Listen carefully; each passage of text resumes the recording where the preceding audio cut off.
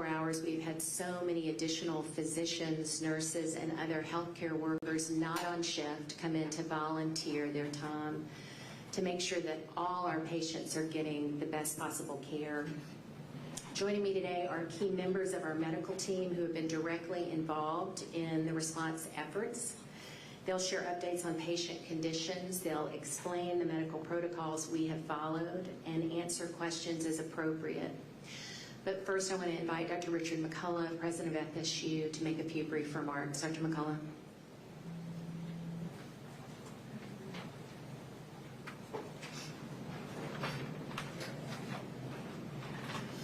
Thank you very much. From the bottom of my heart, I just wanted to express our gratitude to the healthcare professionals who took care of our students who were shot and injured, and we just appreciate it so much.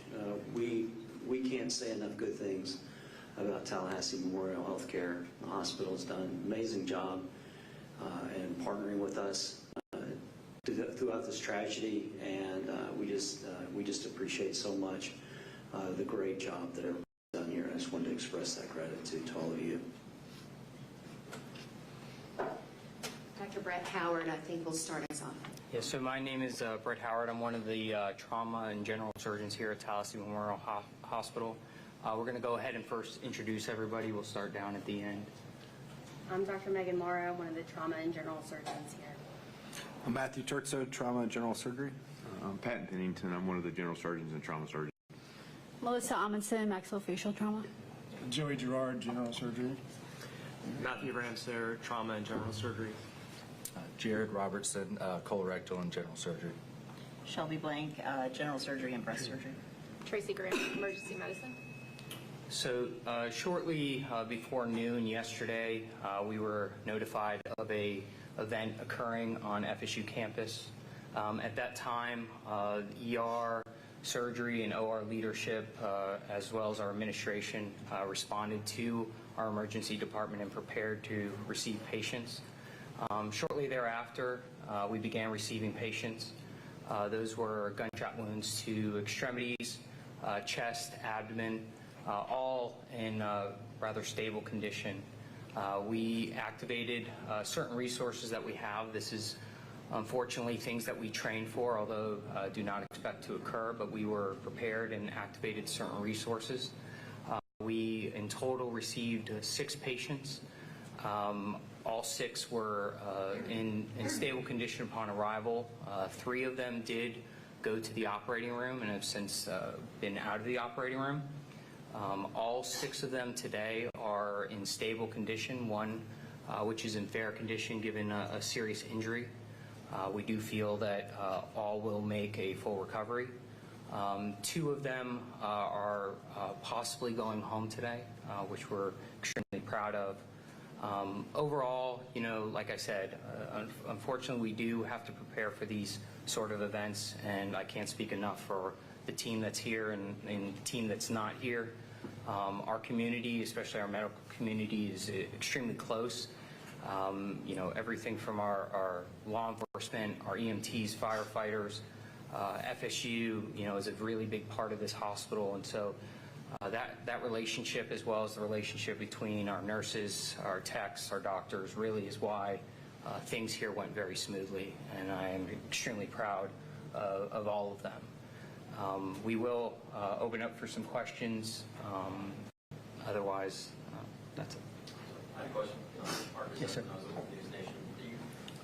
In your line of business, time is everything.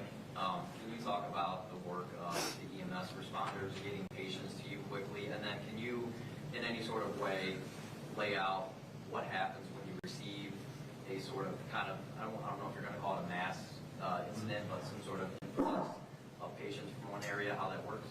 Yes, we have systems in place, so we are communicating right away with law enforcement and EMS. The biggest part of this is you don't know how many patients you're going to receive, so we are prepared to activate as many resources as we need. That's why you see so many surgeons up here today, because they all came immediately to help. We have a trauma surgeon that mostly does breast surgery now. We have a trauma surgeon that does mostly colorectal, but they all responded. But yeah, the hardest part of it all is you don't know how many patients you're going to get.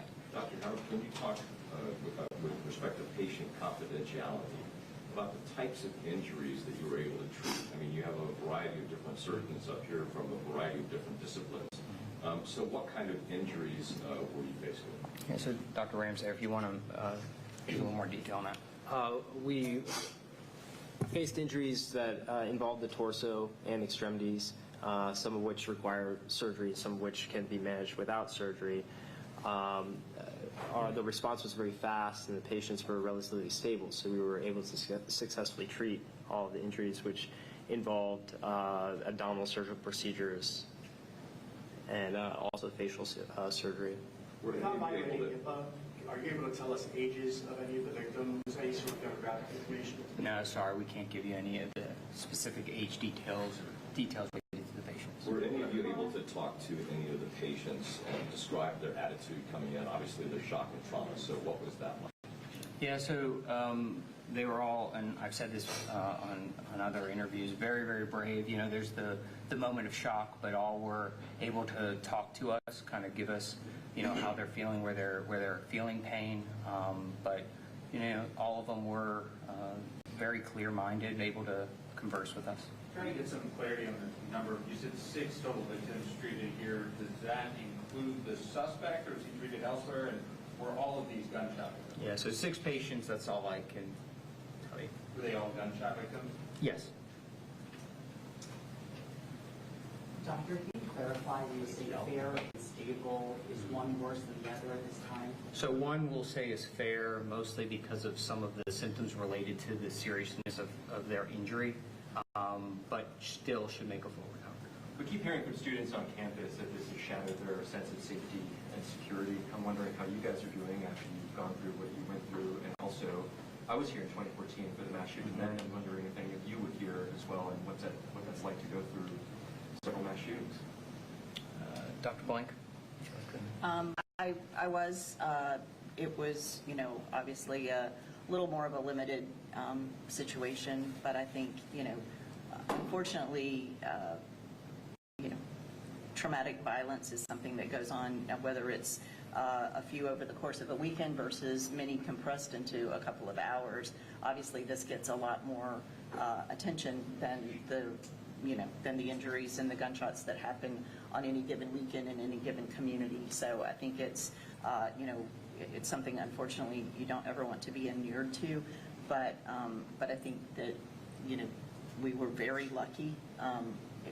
Obviously, this was catastrophic, but given the numbers of students in that compressed area, the recipe for disaster is, you know, is very scary. So were you here during 2014? 2014, you know, one of those students, all the students survived, but one did have non-state miscarriage. You know, when you say all of the patients are expected to make full recovery, will any have lasting issues like that? Again, I won't give any specifics at this time. I would say comparably, I expect all 6 to make full recoveries. The 2 deceased, did they make it here at all? Was there any chance to, or was that an issue on just that? No, we received 6 patients. Yeah. What is the condition of the shooter? The condition of the shooter right now? We have no comment on any sort of related to the shooter. Yeah, we have 6 patients here. So that's the clarification. You can't say that you... Correct. And you can't say that they're students or not. Correct. So you have 6 victims here of a mass shooting. How does it work with them being treated? Are they on the, say for instance, they don't have insurance, the victims, are they on the hook? Do they have to pay, or does the state pay, or how does that work? We treat every patient the same. You know, all of that is handled separate from what we do. So yeah, again, we don't check insurance cards. As far as the injuries are concerned and the caliber of weapon used, could you get into those details at all? Were there multiple types of calibers? I only say this because there was an eyewitness who told me they believe they heard 2 different types of guns used by the gunman. Yeah, I don't have any specific information on that. The patient was in fair condition. Was that the one who required facial surgery, or was it I can't speak to that, sorry. Is there a patient that required facial surgery? Yes. What would you say you learned from that event? I mean, because you guys, I think every time something happens, I'm sure you guys regroup, talk about it, and then, you know, try to implement, God forbid, again. What was this like for you guys? I'll say our system worked. We at least do one simulation a year. Again, we were prepared. We always like to say we learned something from every sort of interaction and any sort of event. But if anything, I'm just proud of everybody. I think what speaks to it is the relationship we have with our entire staff, with our hospital, and just, you know, the importance of continuing to practice. One simulation a year, is that table exercises, or do you have people? We do a full event.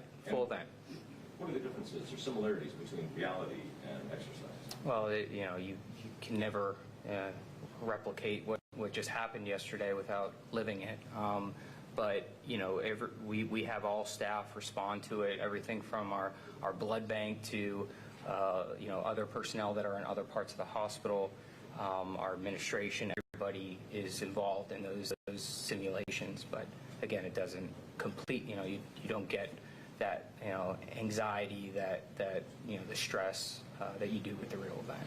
Doctor, when you talk about injuries to the face and torso, how fortunate are some of these victims to be able to walk away and think of recovery? Yeah, so definitely very fortunate. Dr. Amundsen is our oral maxillofacial surgeon, so I'll let her speak a little bit more without going into details related to that. I'm sorry, what kind of question do you have about? How fortunate are some of these victims to walk away being able to make a full recovery, you know, even though they receive wounds to the face and the torso? Yeah, fortunate. I mean, we treat a lot of these types of injuries here, actually, ballistic injuries in particular. And so the course is generally protracted, several months, but we always return them to full function at the end. We've got time for 2 more questions. Let them get back to work. Members of the community, I mean, is there if they want to help, is there blood that's needed, or just how can they kind of help themselves? No, I'd say at this point, the best thing for the community is, you know, just support each other. We know that there's a lot of advocates out there. We know we have our chaplain services. We have a lot of services to kind of cope with what's just happened. So we don't need any sort of blood donations, although I always say go out and donate blood. But yeah, no, nothing like that. The location of the hospital being so close to the university, kind of the time thing, we all know is the most important, right? I mean, the people on the ground probably got to this stage. Do you guys think of it all that work probably to your advantage by having it? Yeah, absolutely. We are a level 2 trauma center, the only within a certain distance, you know, in the Big Bend. So we know what role we play. Thankfully, we are towards the center of Tallahassee, very close to the university. So it definitely helps in situations like this. Dr. Howard, excuse me just a minute. Dr. Howard, can we let everybody go down the line and see if there's anything we left out that needs to be provided and kind of instruction before we finish? Any comments I from don't anyone? have any additional comments. Where is the cause of death of people that pass away? The war? Oh, we have no information on any of that. Yeah. I just have a last timeline question. When would you say things were under control, or what sort of phrase would you use for that? From getting the first patient until things were? Within an hour. We had at least 2 patients in the operating room within an hour. We talk about time from patient arrival to getting CT scans. That was within an hour. So you talk about 6 patients. That's impressive. Was there a victim treated for non-gunshot wounds? Not that I'm aware of. Doctor, you talked about how fortunate some of these victims were. Could centimeters have made a difference for any of them? Yeah, of course. Yeah, gunshot wounds, it can be a matter of inches or centimeters. Obviously, this comes as there have been conversations about the hospital's future. Always downtown as a Democrat, so local reporter was very involved in these conversations. I want to know if, at all, how does this moment kind of factor into that discussion? It doesn't at all. We function. We've been in partnership with this community, FSU, for a long time. We operate as so no factors whatsoever. This incident happened on Holy Week. Easter's on Sunday. Just wondering how this will impact your Easter plans and what you're carrying into the weekend.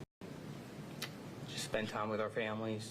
You know, that's same thing for us. We certainly are used to this, but we're all here to support each other, and we'll just take it a day at a time. Any other comments from our physicians? Anything we left out or important to share? Do any of our physicians speak Spanish? He has a specific Spanish language question. Somebody could speak Spanish. I think this will be it, guys. Thank you for what you did. Thank you for being so gracious with your time. Thank you. We have an amazing team. Thank you all for being here.